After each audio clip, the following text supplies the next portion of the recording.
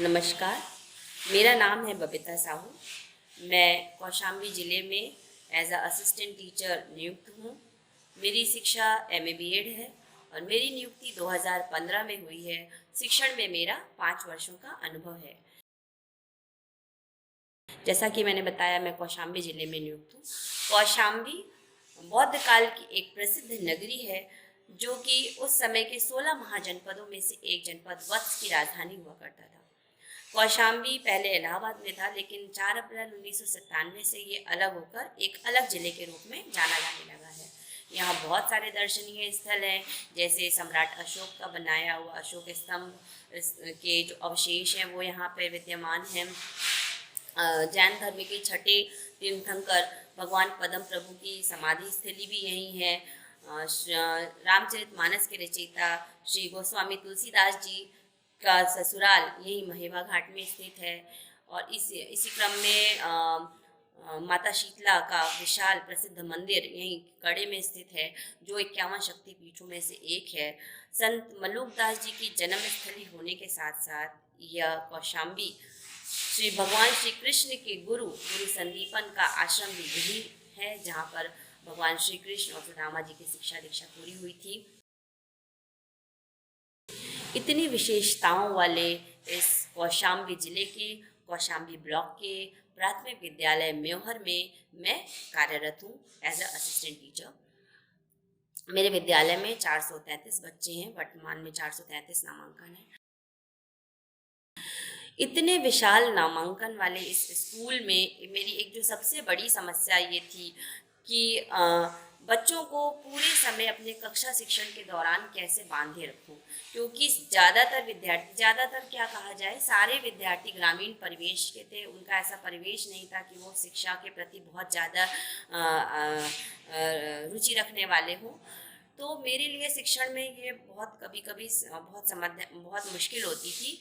यद्यपि मैं बहुत प्रयास करती थी, कुछ नवाचारों का प्रयोग करने की कोशिश करती थी, टीएलएम भी बनाती थी, लेकिन ये टीएलएम बहुत खर्चीले भी होते थे और कभी कभी इतने सारे टीएलएम बनाना बहुत मुश्किल भी होता था। जब से मैंने ZII के तत्वाधान में आयोजित प्रशिक्षण प्राप्त किया, तो मैंने पाया कि बहुत सारे नवाचार ऐसे हैं जो शून्य निवेश से किए जा सकते हैं और जिनको करके हम अपने कक्षा शिक्षण को और अधिक आकर्षक और अधिक प्रभावशाली बना सकते हैं। बच्चों की भागीदारी को अपनी कक्षा में बढ़ा सकते हैं, कक्षा शिक्षण को एक आकर्षक रूप दे सकते हैं। इनोवेटिव पाठशाला का जब प्रशिक्षण मैंने प्राप्त किया, जो श्री अरविंदो सोसाइटी के तत्वाधान में आयोजित किया गया था, ये प्रशिक्षण हमारे लिए एक बहुत ही बेनिफिशियल रहा, बहुत ही लाभकारी रहा, क्योंकि ये एक इनोवेटिव पाठशाला एक ऐप है जिसका प्रयोग हम कभी भी कर सकते हैं, जिसमें विभिन्न पाठ्यक्रमों के विभिन्न पाठ्य पुस्तकों की सभी कक्षाओं के प्रत्येक चैप्टर का लेसन प्लान दिया हुआ है और साथ ही साथ इन लेसन प्लान्स को हमें कैसे क्रियान्वित करना है, ये भी बहुत सुंदर तरीके से चरणबद्ध तरीके से बताया गया है।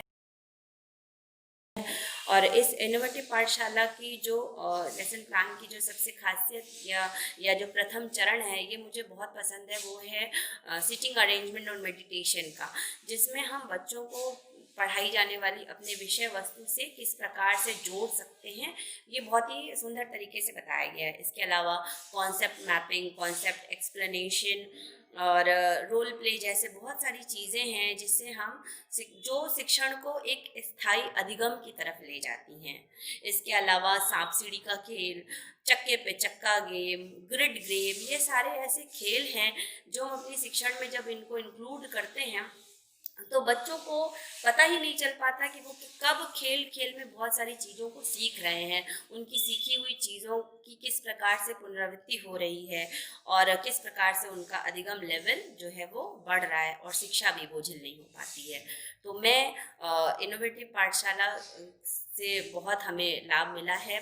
इसी प्रकार जो उनका जो थीम आधारित उपस्थिति है, ये भी एक बहुत अच्छी चीज़ है, बहुत ही रोचक और नया नवाचार है, जो हमें बहुत हमारे शिक्षण में लाभकारी होता है। इसके लिए मैं अपने प्रशिक्षक श्री रामकृष्ण सर जी का बहुत धन्यवाद करती हूँ कि उन्होंने हमेशा एक कुशल नेतृत्व हमको प्रदान किया है। उनका एक कुशल मार्गदर्शन हमको मिलता रहता है, जिनके मार्गदर्शन में हम अपने शिक्षण की समस्याओं का समाधान कर पाते हैं। क्योंकि कभी कभी हमारे पास आइडियाज़ बहुत होते हैं, लेकिन उनको क्रियान्वित किस तरीके से करें ये थोड़ा मुश्किल हो जाता है। ऐसे में जब मैं अपने आइडियाज़ उनके साथ शेयर करती हूँ तो वो एक सकारात्मक रवैया अपनाते हुए, एक सकारात्मक दृष्टिकोण रखते हुए हमेशा एक सही सजेशन हमें प्रदान करते हैं। और सबसे अच्छी बात इनोवेटिव पाठशाला की या ZIIEI की इस अरविंदो सोसाइटी की प्रशिक्षण की जो इस समय रही है वो है इस महान ये जो कोविड-19 का जो ये समय है, ऐसे में जो बच्चों को शिक्षण पहुंचाना, बच्चों को शिक्षण से जोड़ना एक ये जो महान चुनौती थी, इस चुनौती का सामना करने के लिए हमें बहुत सहयोग किया है कि किस प्रकार से हम अपने शिक्षण को बच्चों तक जोड़ सकते हैं, नए नए तरीके अपना सकते हैं।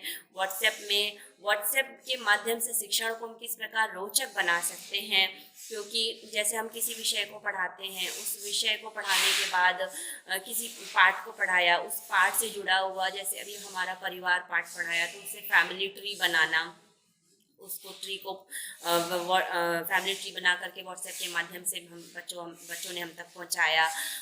रोल प्ले करना या बच्चों की अभिव्यक्ति कौशल को निखारने के लिए किसी पाठ से रिलेटेड कुछ क्वेश्चंस उनके सामने देना, और वो उस विषय को लेकर के या उस अमुक चीज़ को लेकर के क्या सोच रखते हैं, उन्हें क्या पसंद है क्या नहीं पसंद है, इस चीज़ को, अपने इस भाव को चित्र के माध्यम से व्यक्त करना और व्यक्त करके व्हाट्सएप तक हम तक पहुंचाना। इस तरह के बहुत सारे नई नई चीज़ें हैं, तरीके हैं जो इस प्रशिक्षण के दौरान हमें सीखने को मिली हैं। इस प्रशिक्षण से हमारी समस्या में, हमारी जो शिक्षण प्रक्रिया में बहुत सारी जो समस्याएं आती थी उनको सुलझाने में, उनका समाधान करने में हमें बहुत सहायता मिली है।